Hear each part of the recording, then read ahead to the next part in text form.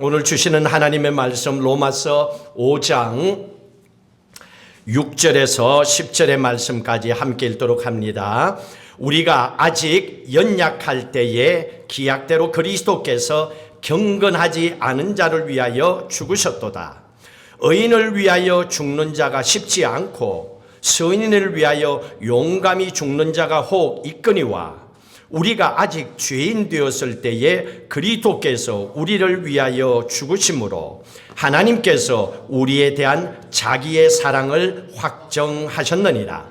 그러면 이제 우리가 그의 피로 말미암아 의롭다심을 받았으니 더욱 그로 말미암아 진노하심에서 구원을 받을 것이니 곧 우리가 원수 되었을 때에 그의 아들의 죽으심으로 말미암아 하나님과 화목하게 되었은저 화목하게 된 자로서는 더욱 그의 살아나심으로 말미암아 구원을 받을 것이니라. 아멘. 하나님의 카리스마, 하나님의 은혜, 하나님의 은사. 카리스마는 히브리어 그리스어로 강력한 권위, 위엄, 능력 그런 거를 얘기하고 있습니다. 그래서 가끔씩 굉장히 파워 있게 이렇게 살아가는 사람 보면 저 사람 카리스마 있다라고도 표현하지요. 오늘 말씀에도 보시면 그런 말씀들이 기록되어 있습니다. 카리스마라고 하는 것은 하나님이 우리에게 주신 은혜, 이건 선물이지요.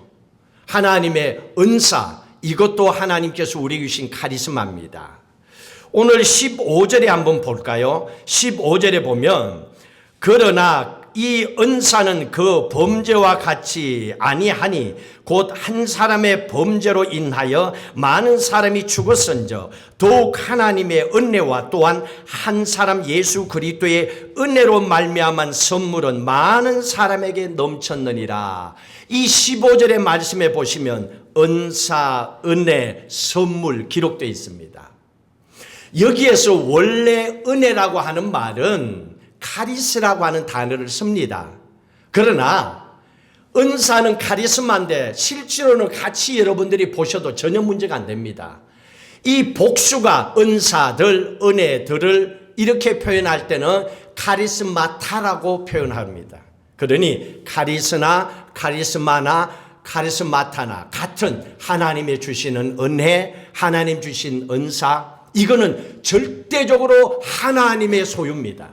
하나님께서만 하실 수 있는 거예요. 우리의 인간이 할 수 있는 부분이 아닙니다. 그래서 은혜를 받았다 하는 것은 하나님께서 우리에게 주신 축복의 선물이죠.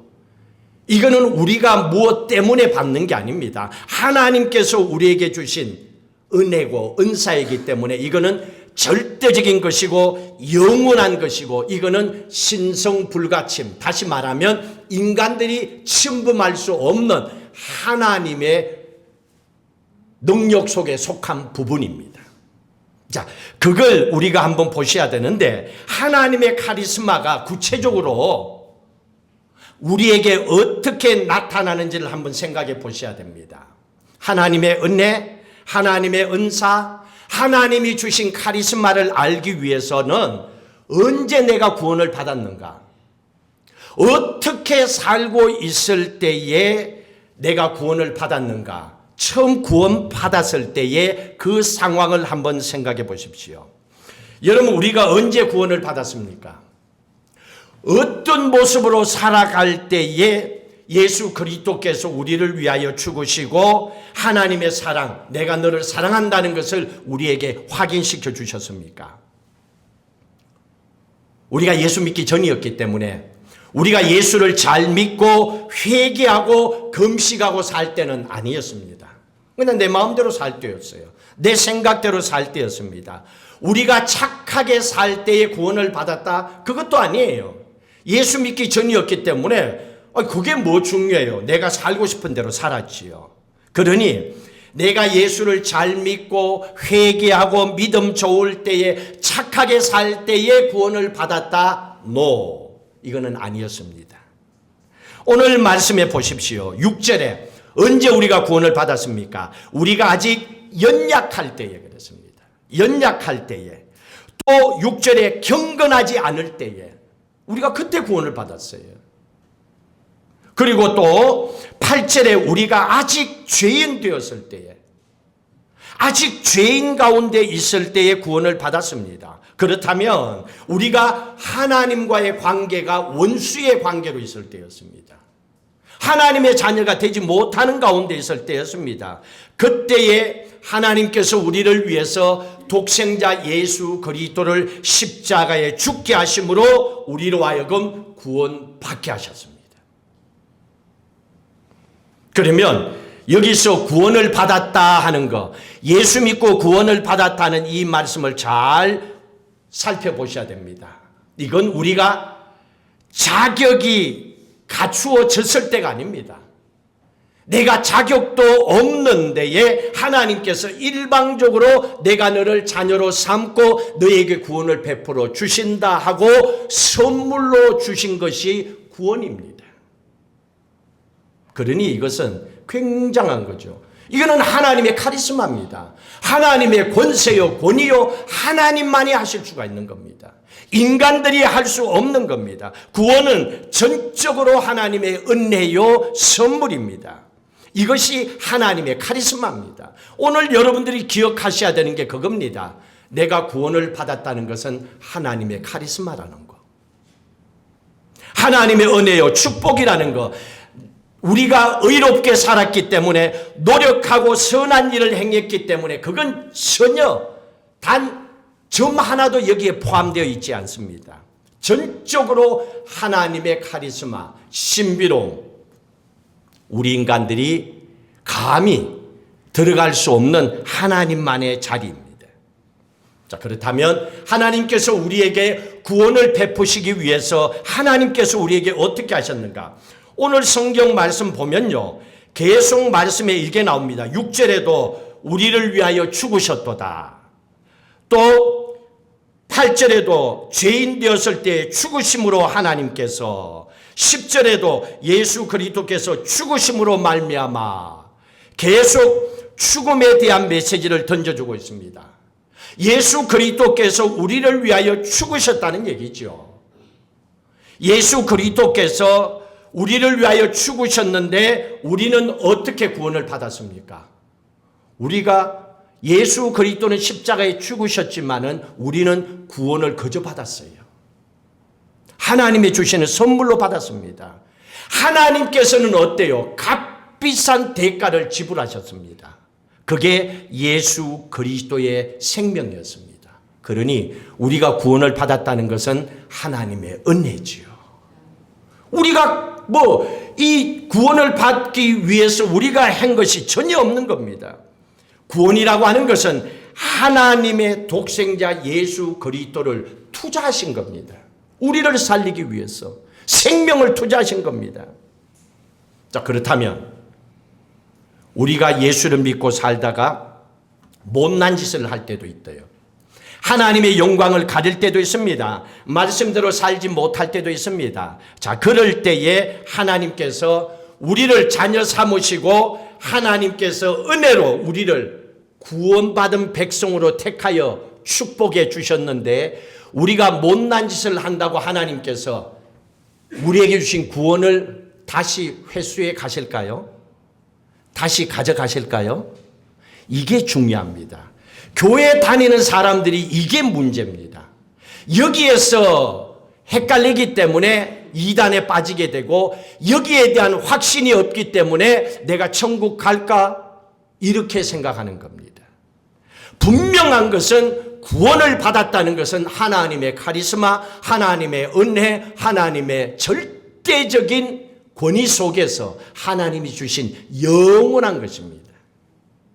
그렇기 때문에 우리가 구원을 받았다고 하는 것은 하나님의 카리스마, 절대적인 것이기 때문에 우리가 하나님 보시기에 못난 짓을 한다 하더라도 하나님은 우리를 포기하지 않습니다.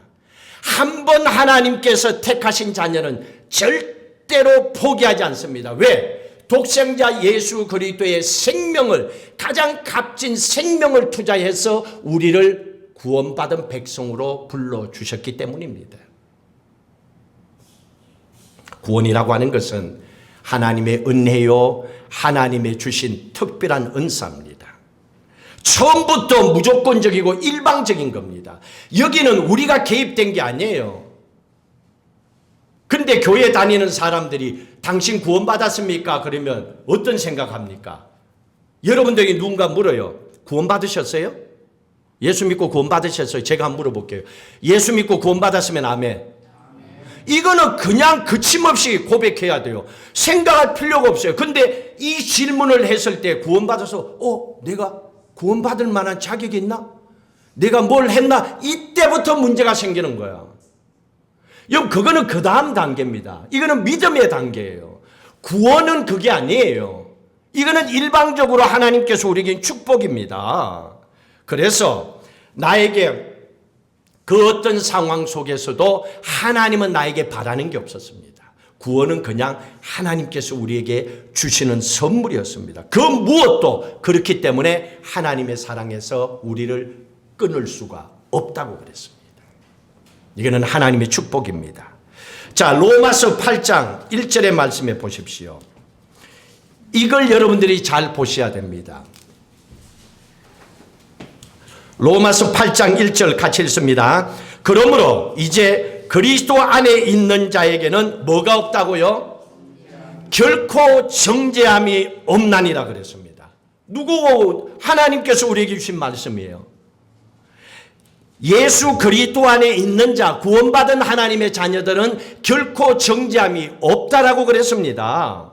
그런데 이 말씀을 하셨음에도 불구하고 우리는 어때요? 자기 자신에 대해서 정죄를 할 때가 있어요, 없어요?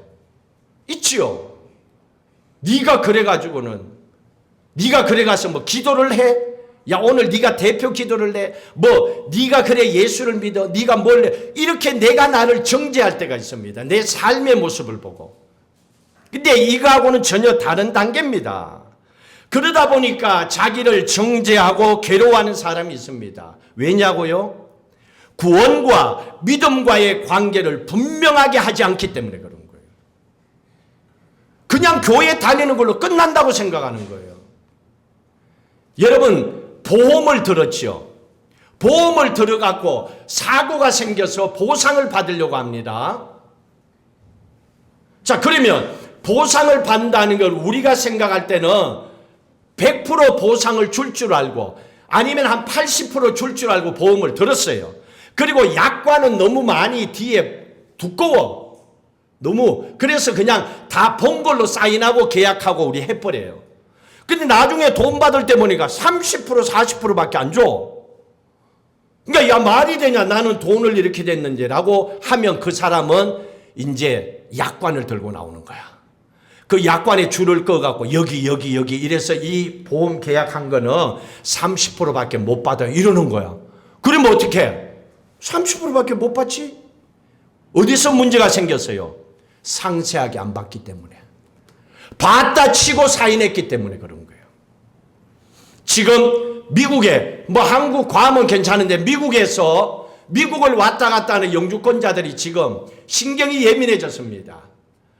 뭐 I-470인가 뭐 영주권 포기하는 각서를 자꾸 이렇게 쓰라고 그러는가 봐요.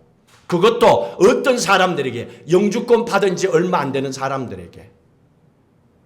그리고 과거에 뭐 빨간 거라도 한번 올라갔거나 미국 정부에 도움이 안 됐던 사람들을 그냥 불러가지고 그냥 이유를 갖다 대고 하는 거예요. 그러니까 모르고 한국말밖에 모르니까 사인하라 그러니까 좋은 문제라고 사인한 거야. 바로 추방. 몰랐으니까. 모르면 차라리 안 해야지. 불러달라 그래야지, 통역하는 사람을. 그리고 나서 해야지. 하고 나면 끝이에요. 본인이 해버리면. 그러니까 상세하게 끝까지 확인을 해야 됩니다. 오늘 이 말씀을 깊이 깨닫지 못하기 때문에 자신을 정죄하고 괴로워하는 사람이 있습니다. 구원은 하나님의 은혜라고 그랬습니다. 하나님의 카리스마, 하나님의 절대적인 권위라 그랬습니다. 내가 무엇을 했기 때문에 대가로 받는 것이 구원이 아니라는 거죠. 이거는 하나님의 선물입니다. 분명히 여러분 아셔야 됩니다. 사도 바울을 보세요. 사도 바울이 예수를 믿지 않았습니다. 핍박하고 다녔던 사람입니다. 예수를 믿기 위해서 애쓴 사람도 아닙니다. 회개하기 위해서 날 잡은 사람도 아닙니다. 그런데 다메섹 도상에 예수 믿는 사람들을 잡기 위해서 갔습니다. 근데 갑자기 다마스커스 도상에서 하나님의 카리스마가, 하나님의 권위가, 하나님의 구원의 역사가 사도 바울에게 덮쳤던 거예요. 하나님의 은혜지요. 그리고 거기에서 그가 부활한 예수를 영접하고 구원받은 백성으로 살아가잖아요. 사도 바울의 어떤 행위가 아니었습니다. 구원받지 못한 사람은 가만히 돌아보면요, 예수를 믿으라 그래도 안 믿어요. 여러분 전도한다고 다 예수 믿어요? 예수 믿을 것 같은데도 안 믿잖아요. 여러분 이걸 가만히 보면요, 하나님이 택하여 주시고 하나님이 그를 구원받은 백성으로 불러주셔야 돼요. 아무리 해도 이건요 설명이 안 되는 겁니다. 구원을 얻었기 때문에, 우리가 하나님의 자녀가 되었기 때문에 교회도 나오고 예배를 드리고 기도도 하는 거죠. 만약에 우리가 구원에 대한 확신을 갖지 못하고 이게 우리의 어떤 노력의 대가로 얻는 거라 그러면요, 우리는 교회에 나오는 게 얼마나 부담되는지 몰라요. 근데 세상 사람들 보십시오. 우리보다도 머리가 너무 빨라요. 계산도 빠르고 똑똑합니다. 그럼에도 불구하고 이 사람들이 예수 믿는 거는 힘들어합니다. 세상 사람들이, 그렇게 똑똑한 사람들이 많은데도 예수를 믿지 않습니다. 그런데 우리는 부족함이 있음에도 불구하고 예수를 믿었기 때문에, 이건 하나님께서 우리를 구원해 주셨기 때문에, 하나님의 자녀로 택해 주셨기 때문에 오늘 또 예배의 자리에 나올 수 있는 거예요. 그냥 되는 게 아니에요. 우리가 전도를 해봤기 때문에 우리가 압니다. 우리가 안 믿고 싶어도 우리는 안 돼. 우리는 교회를 안 가고 싶어도 안 돼. 왜? 구원받은 하나님의 백성이니까 하나님께서, 내 안에 계신 성령 하나님께서 나로 하여금 이끌어 주시잖아요. 예배의 자리로, 기도의 자리로, 찬양의 자리로 하나님께서 우리를 믿게 하시고 예배드리게 하시잖아요. 이게 하나님의 은혜죠. 그래서 믿음도 하나님의 주시는 은사, 선물입니다. 이거 아무나 믿어지는 게 아니라는 거예요. 하나님이 선물로 주셔야만이 이것도 가능한 거예요. 그러니 내가 예수 믿게 된 것도 가만히 생각해 보면 이건 선물이 아니면 안 돼. 하나님의 주신 은혜요, 축복이요, 선물입니다. 그렇기 때문에 그 누구도 하나님의 카리스마, 하나님의 은혜, 하나님의 선물, 하나님이 주신 구원, 이걸 거역할 수가 없는 거예요. 너무너무 감사한 거죠. 구원받은 사람들은 어때요? 여러분 우리가 한번 그런 생각을 처음에 예수 믿을 때 한번 생각해 보십시오.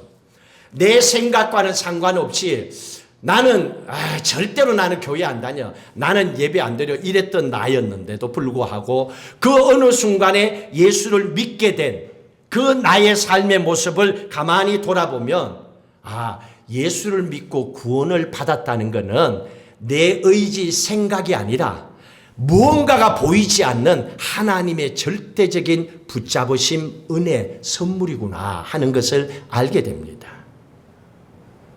우리 전도사님도 지금 그 목사고시를 패스하고 목사 안수를 받으시잖아요. 근데 처음에 시작은 그게 아니었죠.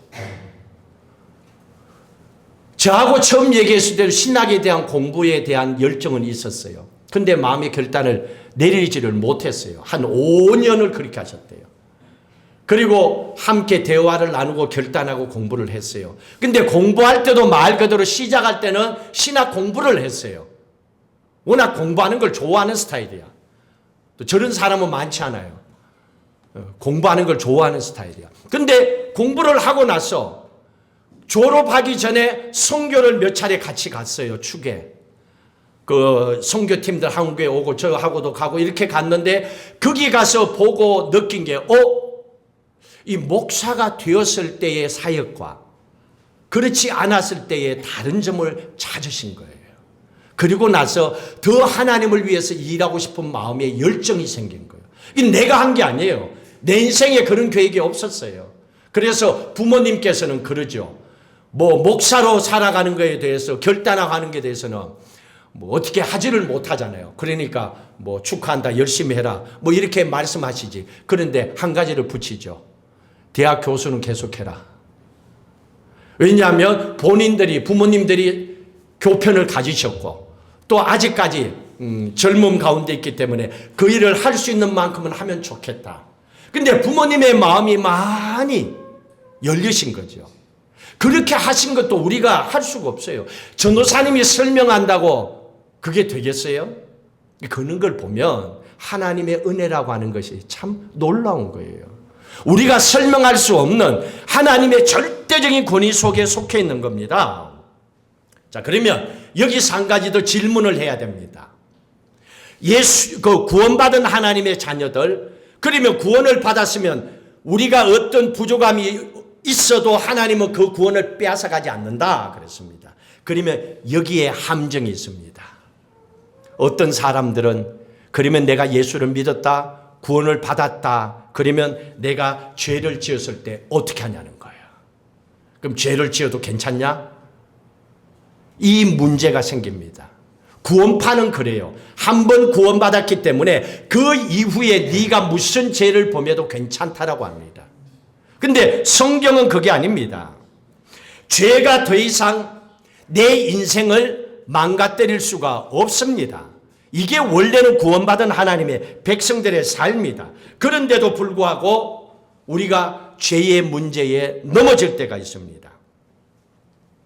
우리가 인정하는 게 있습니다. 우리가 예수 믿고 구원을 받았지만은, 여러분들에게 예수 믿고 구원 받았습니까? 아멘 했지만은 여러분들의 죄의 문제에 대해서 질문하며 나도 역시 죄를 범할 때가 있습니다라고 모든 사람들이 고백합니다. 그럴 수밖에 없어요. 오늘 말씀을 한번 볼까요? 로마서 6장 11절 말씀을 보십시오. 로마서 6장 11절 여기에서 잘 보십시오. 같이 읽도록 합니다. 이와 같이 너희도 너희 자신을 죄에 대하여는 죽은 자요 그리스도 예수 안에서 하나님께 대하여는 살아있는 자로 여길지어다 그랬습니다. 뭐라고 말씀하셨습니까? 죄에 대하여 죽은 자라 그랬습니다. 우리가 구원받은 하나님의 백성들은 죄에 대해서 죽은 자라고 그랬습니다. 자, 그렇다면 죄에 대해서 죽었으면 죄가 우리 안에 없어야 돼요. 근데 우리가 죄를 범해요, 안 범해요? 교회를 다니고도 범한단 말이에요. 그런 유혹도 있다는 말이에요. 이게 모순이 되잖아요. 근데 이게 심각한 문제는 아니에요. 성경적인 말씀에 볼 때는 이것 때문에 너는 끝이야, 네가 그래 예수 믿어도 되냐라고 심판받을 상황이 아닙니다. 그럴 수 있습니다. 그게 모순인 것도 인정합니다. 그러나 여기서 잘 보세요. 우리가 죄에 대하여 죽은 자라 하는 이 말은 우리가 죄 짓고 싶은 욕망으로부터, 죄를 짓고자 하는 생각으로부터 자유롭다 하는 뜻은 아니에요. 무슨 말인가 알겠어요? 우리가 예수를 믿고 구원을 받았지만은, 예수 믿은 자녀지만은, 우리가 인간으로 세상을 살아가는 동안에는 죄의 욕망으로부터, 유혹으로부터, 죄의 생각으로부터 자유롭게 살아간다. 너는 죄하고는 상관없이 살아간다. 그런 유혹을 안 받고 살아간다. 그 말이 아니라는 얘기입니다. 죄에 대하여 죽은 자라 이 말은 이제부터 너는 죄의 통치 아래, 죄의 지배 아래, 죄의 종으로, 죄의 하수인으로 살지 않는다, 그 말입니다. 이게 굉장한 차이점이 있습니다. 이제는 우리가 죄의 종이 아니에요. 죄가 시키는 대로 할 필요는 없어요. 그러나 우리 안에 죄의 유혹이나 죄에 대한 생각은 있습니다. 이게 완전히 다른 거예요. 여기서 죄에 대하여 죽은 자라는 그겁니다. 너는 죄의 종이 아니야. 너는 죄의 지배를 받지 않아. 너는 이제 하나님의 자녀야. 하나님의 아들이고 딸이야. 그러나 너에게도 죄의 생각과 유혹이 죽을 때까지 있을 거야. 이걸 믿음으로 이겨내야 돼. 그 말입니다. 여기에서. 그러면 어떻게 해야 됩니까? 우리가 분명히 확신을 가져야 되죠. 나는 하나님의 자녀라는 확신. 나는 하나님의 종이라는 확신을 가지고 있어야 돼요. 죄의 자녀가 아니에요. 죄에 속해 있는 게 아니에요. 그런데 우리는 어떤 문제가 생기면 하나님의 자녀의 자리에서 자기가 확 돌아선다니까요. 죄의 자리로 돌아서 갖고 죄의 종이라고 생각해요. 죄의 지배를 받는다고 생각하는 거예요. 그러니까 나 같은 인간이 뭐 하겠어? 이렇게 되는 거 아니에요. 분명히 구분을 하셔야 됩니다. 우리가 예수 믿고 구원받았음에도 불구하고 죄를 향한 생각과 욕구가 여전히 있다는 걸 인정하게 됩니다. 왜냐하면 예수 믿기 전까지, 오늘 예수 믿었다면 어제까지 우리는 죄를 지으며 살았습니다. 그러면 내 몸에 습관적으로 죄가 남아있다니까요. 이걸 왜 인정을 하셔야죠. 죄와 친해져 있었기 때문에 죄를 범하는 게 죄 안 범하고 사는 것보다도 훨씬 쉽다니까요. 그렇게 살아왔기 때문에. 그걸 인정하라는 거예요. 그리고 그런 가운데 그러면 죄를 범하고 살아가요. 그러면 우리가 이 죄의 문제를 어떻게 해결할 거냐는 거예요. 결론적으로 그게 나와야죠. 이런 유혹과 생각을 가질 수는 있어. 그러나 죄의 문제를 이렇게 해결하면 됩니다. 길을 열어주셨어요. 요한일서 1장 8절 9절의 말씀. 자, 같이 읽도록 합니다. 만일 우리가 죄가 없다고 말하면 스스로 속이고 또 진리가 우리 속에 있지 아니할 것이요. 맞죠? 예수 믿어도 우리에게 죄의 유혹과 생각은 있습니다. 죄 없다 그러면 스스로 속이는 자예요. 아니, 하나님 제외하고 인간 가운데 그렇지 않는 사람이 어디 있어요? 다 흠이 있지요. 그러나 그건 인정합니다. 그러나 그 다음에 어떻게 죄를 해결할 것인가? 9절 같이 읽도록 합니다. 9절 같이 읽습니다. 만일 우리가 우리 죄를 자백하면 그는 미쁘시고 의로우사 우리 죄를 사하시며 우리를 모든 불의에서 깨끗하게 하실 것이요. 아멘. 우리가 죄를 지었다 해도 우리가 하나님 앞에 어떻게 하면? 자백하면, 회개하면입니다. 회개하면 하나님께서 우리의 죄를 깨끗게 해주신다고 그랬습니다. 근데 여기에서 세상적인 생각을 가지고 자백, 고백을 생각하면 안 돼요. 여러분, 세상에서 뭐 경찰 만났어요. 네 죄 지었지. 근데 죄도 안 지었어. 근데 무서워갖고 죄 지었다고 사인했어요. 그러면 그 사람은 어떻게 되죠? 구속당합니다. 왜? 자기 입으로 죄 지었다 했기 때문에. 그래서 법을 좀 알고 세상에 좀 배웠다는 사람들은요, 자기들이 죄를 지었다더라도 구속을 당하지 않으려고 어떻게 합니까? 절대로 죄 지었다 얘기 안 하죠. 오리발 내밀죠. 말을 이렇게 바꾸고 저렇게 바꾸고. 왜? 본인이 인정하면 구속당하는 거예요. 이게 차이점입니다. 하나님 앞에는 자백하고 고백하면 하나님은 미쁘시고 의로우사 공의롭다는 얘기입니다. 거짓이 없다는 얘기입니다. 그래서 세상과 다르기 때문에 하나님은 공의롭기 때문에 우리가 죄를 고백하면 고백한 그대로 받으시고 용서를 해주세요. 그런데 세상은 어때요? 죄를 고백하면 떠버리고 나를 매장시키고 나로 자살하게 만들어요. 세상을 던지고 살도록 한다니까요. 그러니까 세상은 오리발 내밀어야 오래 산다니까요. 구속당하면 안 된다니까요. 이런 거짓된 세상이 되어버렸어요. 그런 사람들이 더 뻔뻔하게 살아가고 있다니까요. 그러니 세상적인 기준으로 하나님의 말씀을 보고 세상의 모습으로 지나온 예수를 믿기 전의 모습을 가지고 하나님의 말씀을 보면 이해가 안 돼요. 깨닫지를 못하는 거예요. 그래서 믿음의 눈으로 보셔야 되는 겁니다. 하나님께서는 하나님 앞에 죄를 자백하면, 스스로 회개하면 용서하신다고 그랬습니다. 9절에 방금 말씀했잖아요. 한 번 공의롭기 때문에, 의롭기 때문에. 왜 그렇게 하셨습니까? 이유는 하나님께서 우리의 모든 죄값을 이미 누구를 통해서 치러주셨어요? 예수 그리스도를 통해서 이미 치러주신 거예요. 우리는 예수 믿을 때 그 말씀을 이미 들었습니다. 예수 그리스도를 통하여 우리의 죄값을 이미 치러줬는 거예요. 한 번이면 그 죄값은 끝나는 거예요. 그렇기 때문에 이미 십자가에서 예수께서 우리를 대신하여 십자가에 피 흘려 주시고 죄값을 해결해 주셨기 때문에 더 이상 치러야 될 죄값이 없는 거예요.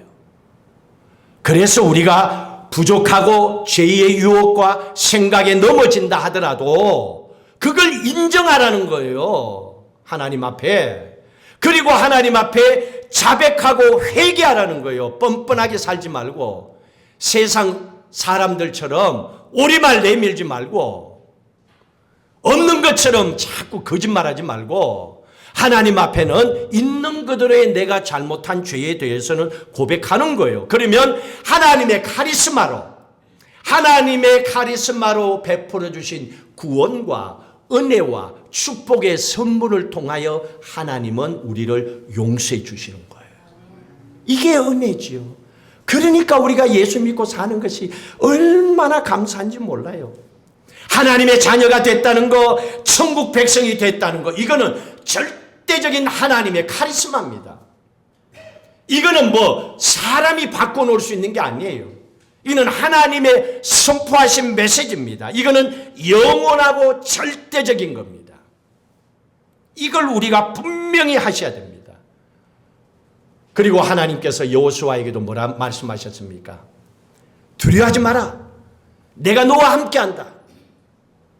네가 세상 끝날까지 내가 너와 함께하고 반드시 내가 너를 축복해 주겠다. 왜냐고? 너는 하나님의 자녀이기 때문에.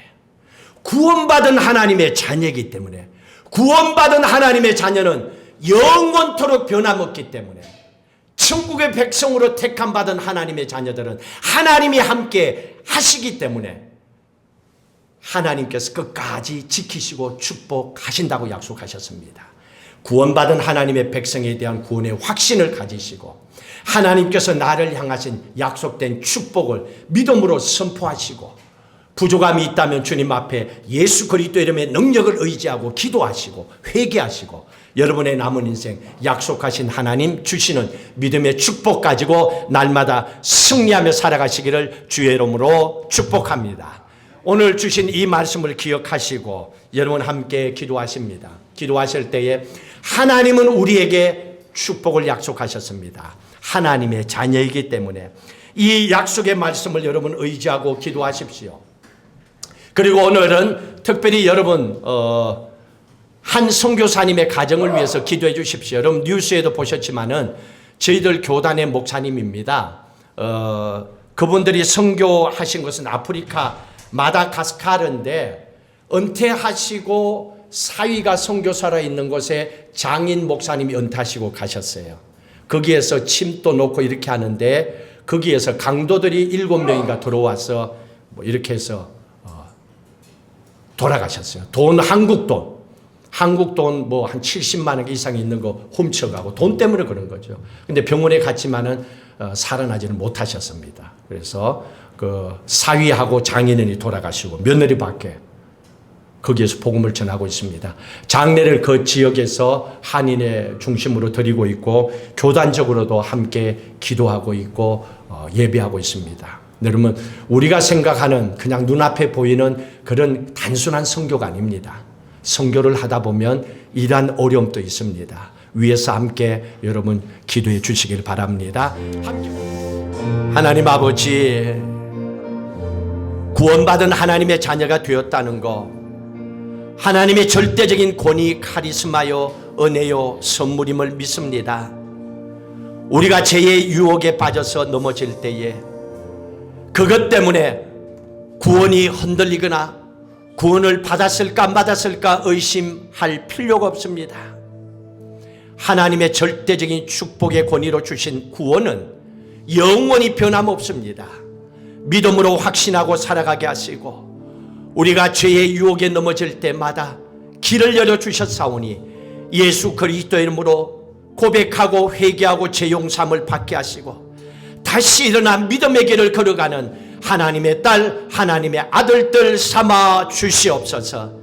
널푸른교에 속한 모든 성도들이 이 믿음 가지고 살아가게 하옵소서.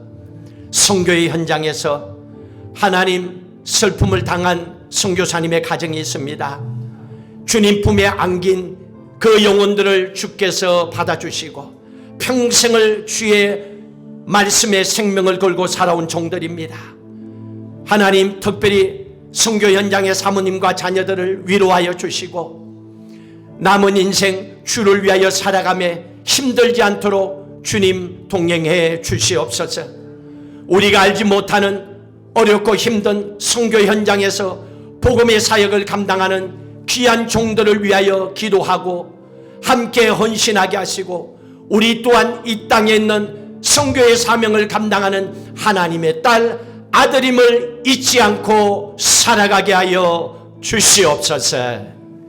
이제는 우리 주 예수 그리스도의 은혜와 하나님 아버지의 무한하신 사랑하심과 성령님의 인도 교통 충만하심이 하나님의 절대적인 권위 카리스마로 하나님의 은혜의 선물로 주신 구원받은 백성이 되었음에 감사하게 하시고 영원한 구원받은 백성으로 믿음으로 걸어가게 하시고 우리가 죄의 유혹에 넘어질 때는 회개하는 구원의 길이 있음을 알게 하여 주시고 또한 슬픔을 당한 유족들 위에 또한 선교 현장에 있는 모든 선교사님들의 삶 위에 약속하신 하나님의 축복이 영원히 함께 하시기를 간절히 축원하옵나이다.